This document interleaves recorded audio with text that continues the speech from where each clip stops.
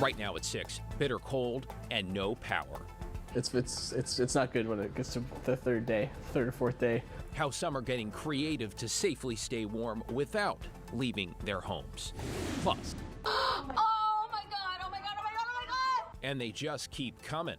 The monster cleanup effort underway and why the danger isn't over.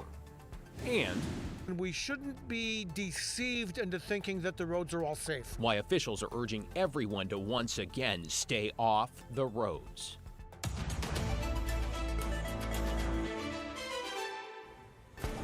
Thanks for joining us at 6. I'm David Molko. You're looking live at downtown Portland, where it is still below freezing, 26 degrees, with wind chills in the teens on this Monday night. Yes, we had a shot of clear skies, a little bit of sunshine, but things are quickly about to turn ugly again with an ice storm warning for much of our region. Let's get right to team coverage tonight. From hundreds of downed trees to tens of thousands still in the dark, to efforts to make sure everyone has a warm place to go. But we begin tonight, as always, with Chief Meteorologist Matt Zaffino tracking that inbound ice storm. So, Matt, what time is that going to hit? We're looking at tomorrow during the early afternoon hours. Today, we never got out of the 20s. In Portland right now, we're back down to 26. The east winds are ramping up. We're under a wind advisory again, and the wind chill is down to 11. So it'll be another brutally cold night out there across the metro region. And for that reason, well, not for that reason, for the fact that we've got more precipitation coming our way, we have an ice storm warning for the Gorge, the Portland metro area, and clear down to about Cottage Grove. So it extends pretty far south again. The warming will occur from south to north. So Cottage Grove, Eugene will have fewer hours of freezing rain than we will in Portland, which will have a little bit less than Troutdale does because that east wind will be very persistent in the Gorge and in the upper Hood River Valley. Now here's the icing forecast. Through Wednesday morning, about 1/1800th of an inch of rain. If we get away with only that much, I think that'd be good. Troutdale about 1/4 of an inch, but some estimates are that we're going to get upwards of 1/2 inch of ice, which of course is very problematic because it's double the weight of 1/4 of an inch of ice on trees and power lines, and that'll lead to more issues, as you know. So here's the temperatures beginning 2 a.m. not tonight, but Tuesday night into Wednesday morning. We're still at 30, then we finally jump to 35 at about 5 in the morning, then finally up to about 40 degrees by 8 a.m. Now, oftentimes, the guidance suggests this is going to happen too soon. So I won't be surprised if in Portland it's a little bit later, but for places like Salem, and that's what this graph shows, should be above freezing by 2 o'clock in the morning on Wednesday, and then into the mid-40s by 8 a.m. So again, that warming, it's going to be a process, and areas to the south and west of downtown, south and west of the Gorge will warm up sooner and get less freezing rain. Areas north, Portland, out towards the Gorge will warm up slower and get more freezing rain. Now, we still have that east wind right now, and again, the gusts will be ramping up in and near the Gorge, gusts of 55 miles an hour, and still some gusts of about 35 in the Portland area, so that is a problem, and even up to 40 miles an hour over the next few hours, as this graph shows, and then beginning to back off after midnight. Still strong, but beginning to lessen, and by noontime tomorrow, if not a little bit sooner, the winds will be a lot lighter, so that'll be good. The winds shouldn't be as long of a duration this time as they were on Saturday with the sleet that we had and all those strong winds. So freezing rain beginning around midday tomorrow, again, starting sooner farther south, but also warming up sooner farther south, Salem and down to Eugene. We'll say about 1/10 of an inch to 1/2 an inch of ice, depending on where you are exactly. Places that warm up slower will get more ice. Places that warm up sooner, less ice, and then you get the rain. So it just depends on exactly where you are. We will warm above freezing sometime during the morning hours on Wednesday, David. At least we can see that other side. Thank you, Matt. Team coverage continuing tonight with Kyle Aboshi in the Cedar Mill neighborhood of Washington County, hit hard by round 1 and now preparing for round 2. Kyle. David, there's no way to count all the downed trees, but you can definitely see the damage. It's widespread. One example, the vehicle behind me, you can see that huge tree that came down right on top of it. Several homes in the area were damaged as well. Neighbors suggest in some areas it actually looks like a war zone. The sound of blowers echoed through southwest Portland. Cleanup is just beginning after a fierce winter storm this weekend. High winds brought down huge branches and trees. This is the highest winds that we've ever experienced here in all the years that we've lived here. And you've been here 51 years? 51 years will be 52 years in April. In southwest Portland near Cedar Mill, the damage is widespread. Trees fell into homes and smashed cars. This traffic signal on Northwest Cornell took a direct hit. Many streets, including this stretch of Northwest Laidlaw, are blocked. There's a tangled web of power lines and branches after a massive tree came crashing down. No, there's trees that have come over that I never would have anticipated coming over. Why is that? Well, there was a lot of rain that we had here last week, and so the ground was pretty saturated.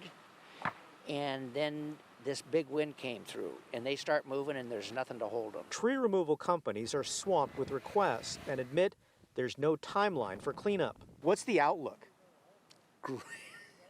I mean, I'd be lying if I could give them a time. The damage stretched across the Portland metro area. Hundreds of trees fell, leaving many people without power and a huge mess to clean up. Sadly, there were a pair of fatalities as a result of falling trees, one in Lake Oswego where a tree fell onto a house on Saturday. Also Saturday, a separate incident where a tree fell onto an RV in southeast Portland, which started a fire. Yeah, an absolute tragedy there. Kyle Aboshi in Washington County tonight. Thank you, Kyle. Tens of thousands of people across our area are facing what could very well be a third night in a row without power. Looking at the PGE map now, there are about 50,000 customers, give or take, in the dark. That is down from more than 125,000 yesterday. That is customers, by the way, not people. That number is likely far greater. In Southwest Washington, outages are far less widespread. You see it there in Clark County. Fewer than 150 customers remain in the dark. By the way, PGE tells us crews, some 1,400, are continuing to work around the clock to get the lights and the heat back on. And that includes along East Burnside, where we find our Thomas Schultz tonight. Thomas, you've been talking to people in the area, considering some have not had power for more than 48 hours now and counting. How are they doing? Well, it's been frustrating for many, and they say that it's been brutal being out here without power. We talked to some people in East Portland who say they haven't had power going on 50 hours or more now. Now, one family has been staying in a tent in their living room to keep warm. Keegan Good, his wife, two young children and cats are bundled up in blankets, laying next to each other for warmth. And they say over the weekend, their home has been as cold as 36 degrees. Luckily for them, they've got a generator and a gas stove to heat food and keep a space heater running as well. Now, they're just one of hundreds of thousands of families across the Portland metro area to lose power this weekend. Tens of thousands of people still don't have it back, though PGE says they're busy making repairs across the Portland metro. Crews have been clearing debris, repairing power lines, and restoring electricity. Still, with freezing rain likely arriving in Portland tomorrow, parents like Wood continue to worry. The worst may not have arrived yet. We woke up this morning like, all right, we got to get this going here. So it's I don't know, it's been frustrating. And while Good and his family got their power back late Monday morning, they plan to keep the tent up until at least Wednesday in case the power does go out once again. Now, that's something that PGE is working hard to ensure, and you can see behind us that they're continuing to work off of East Burnside, trying to bring power back to a community who hasn't had it for a couple of days now. And earlier today, they gave an update saying that they're going to keep these out-of-state crews who have come to Portland in Portland for the next couple of days, trying to make sure that they can get as much power back on as possible and be as efficient as possible. Though they did tell us earlier today, David, coming tomorrow, there may be even more outages. Yeah, all bets are off. 36 degrees inside. Unbelievable. Thank you, Thomas. Hey, a quick reminder about the dangers of carbon monoxide, since we have seen some very close calls over the last few days. Here they are. Never run gas-powered generators inside. Also, avoid using a charcoal grill, camp stove, or other gasoline, charcoal, or wood-burning device inside your home, basement, or garage. Do not run a car or truck inside a garage attached to your house, even if you leave the door open. Do not burn anything in a stove or fireplace that is not vented. And finally, do not use your oven to heat your home. Now, as we've been reporting, this dangerous weather has already turned deadly. Kyle mentioned 2 people there, 2 others likely from suspected cases of hypothermia, which in part, along with those ongoing power outages, have led Multnomah County to expand the number of warming centers. So let's bring in Blair Best live in downtown Portland. Blair, is there enough space for everyone who needs it? David, there's enough space, but not everyone wants to go. So many people are still struggling to survive outside on their own.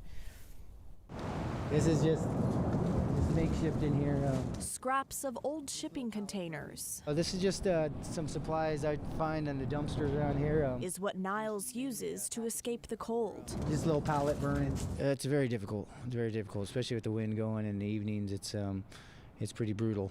You got to keep a fire going. Across the river, Hand warmers, socks, hat, hygiene. Blanchet House staff stock up on supplies for people like Niles. The good news is we're seeing fewer people come to our services, which means we hope that means people are getting to warming shelters. Typically, a line wraps around the block. That wasn't the case Monday morning.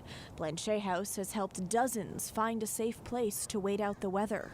But the people who are still on the street are in the most need. We've been expanding our capacity consistently throughout the weekends. This community center off Southeast Ankeny Street is one of a dozen warming centers Multnomah County opened over the weekend.